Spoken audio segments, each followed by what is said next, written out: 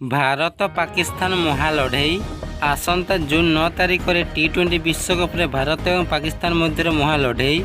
टी20 विश्वकप पूर्व आसिला खुशी खबर। टी20 विश्वकप भारतीय दल देखि बाबर आजम चिंतार पड़गले।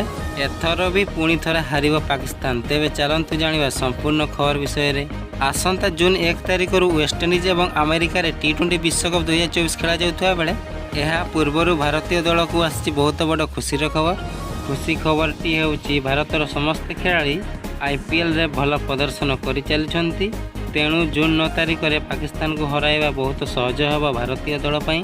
अन्य पटरे देखा गले भारतीय दल देखि पाकिस्तान अधिनायक बाबर आजम काबा हो जाइछन्ती। भारतर यही शक्तिशाली दल देखि भयभीत हो जाइछि पाकिस्तान टीम। तो फ्रेंड आपण मतरे कहतु भारत कौन एथर भी जीत पाकिस्तान ठार कमेंट रे निश्चय लिखंतु।